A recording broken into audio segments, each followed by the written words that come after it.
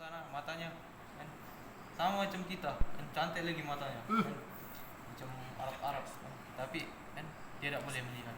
Jadi kita mau syukur lagi dan lagi kepada Allah Subhanahu wa taala. Lagi dan lagi kita mau syukur kepada Allah Subhanahu wa taala. Allah Subhanahu wa taala telah letakkan kita dan duduk di majlis agama, dan majlis yang membesarkan Allah Subhanahu wa taala.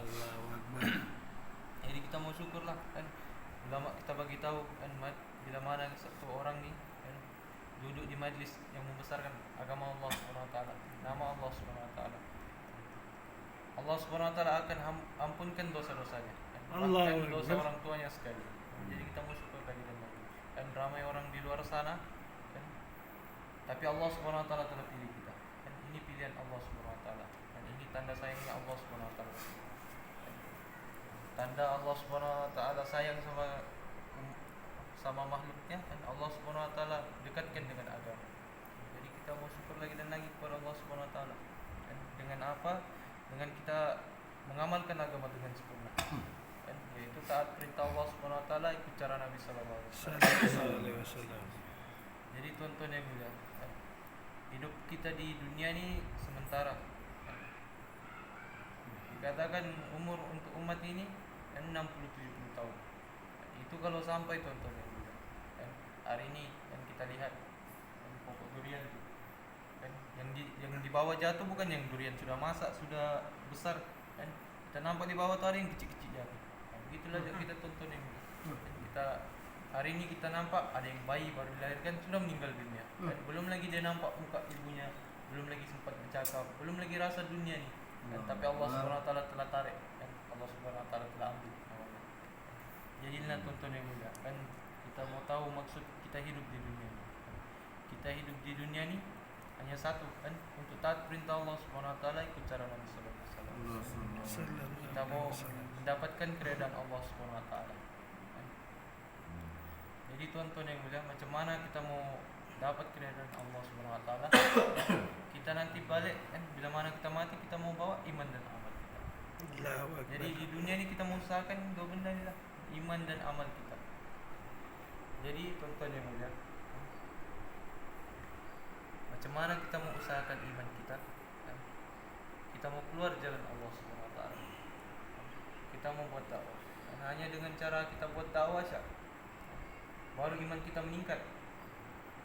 Jadi inilah maksud kita tuan-tuan yang mulia. Dan bila mana kita mati nanti tuan-tuan yang mulia, Allah Subhanahu wa taala tak marah kita kalau kita balik nanti kita tak ada kereta mewah. Dan kita tak ada kereta Alphard, Wigo. Dan Allah Subhanahu wa taala tak marah tuan-tuan yang mulia. Dan bila mana kita mati nanti, dan Allah Subhanahu wa taala tak marah dan kalau kita balik nanti dalam keadaan miskin kan, dalam rumah kita rumah kayu ke apa buruk kan, dan Allah Subhanahu wa taala tak marah semua. Allah Subhanahu wa taala tak marah kalau pangkat kita ni cuma kan, tak ada pangkat tinggi-tinggi kan, bukannya apa, orang-orang yang terkenal, orang-orang yang mewah. Jadi kita mau syukur lagi dan lagi.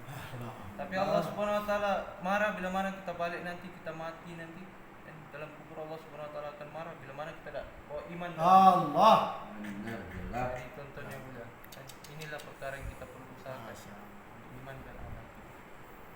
Macam mana kita mau ikut, kita mau iman kita 100% yakin kepada Allah Subhanahu wa taala. Dan seperti mana imannya para sahabat. Dan para sahabat dulu yakinnya tuan-tuan yang mulia, dan iman mereka ni dikatakan turun naik. Hari ini iman kita tuan-tuan yang mulia keluar masuk. Ulama kita beritahu iman kita ni senipis kulit bawang. Kulit bawang tu kalau kita tiup sikit terbang. Dikatakan kita hari ini tuan-tuan yang mulia, pagi jadi orang soleh, alim, sekali petang jadi kafir. Inilah iman kita tuan-tuan yang mulia, dan iman suasana. Bila mana kita hidup di suasana yang orang yang alim-alim, orang yang soleh kan, pasti dan pasti kita pun akan ikut jalan iman kita. Dan kalau kita di masjid, insyaallah iman kita iman yang betul. Dan kalau kita bergaul dengan orang yang main futsal, iman kita di futsal. Allahu Akbar. Kita pikir mau main futsal saja tuan-tuan.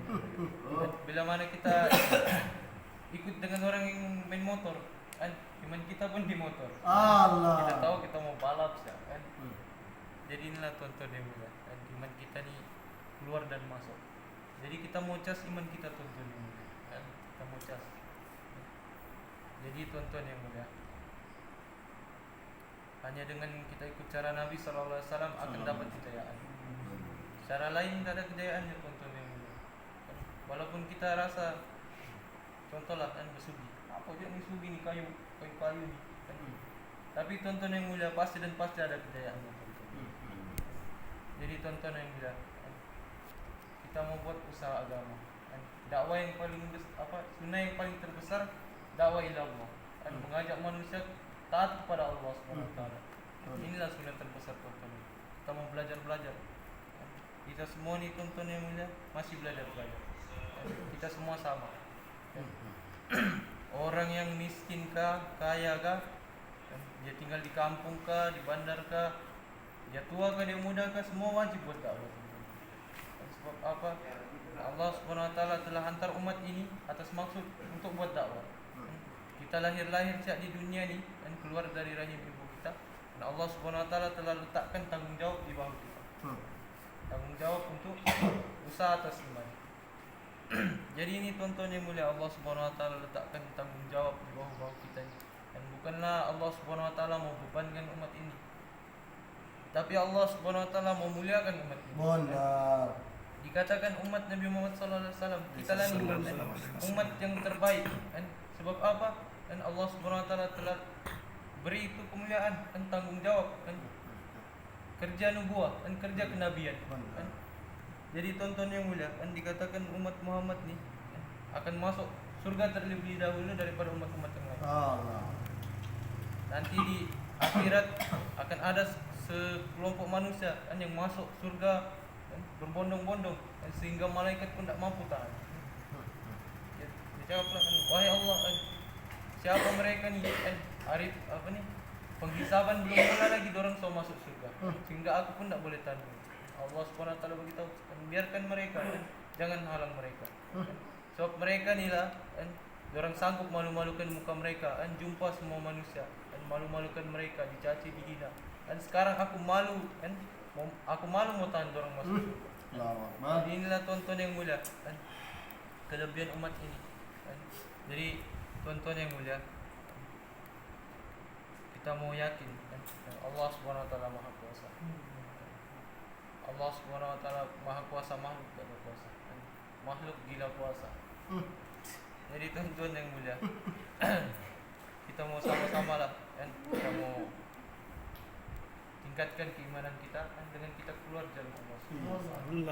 Jadi tuan-tuan yang mulia kan, atas perkara itu tuan-tuan yang mulia, lepas maghrib nanti kita ada majlis fikir atas iman dan amal. Dan kita mau fikir dan tingkat keimanan kita macam mana, di mana kita punya tahap iman. Jadi insyaallah kita ambil bagian. Insyaallah. Jadi tuan-tuan yang mulia, yang baik datangnya daripada Allah Subhanahu wa taala, yang buruknya sebab kelemahan saya sendiri. Semua baik Tuhan. Jadi saya meminta ampun kepada Allah Subhanahu wa taala dan meminta maaf kepada diri sendiri. Jadi kita tutup majlis kita dengan doa kepada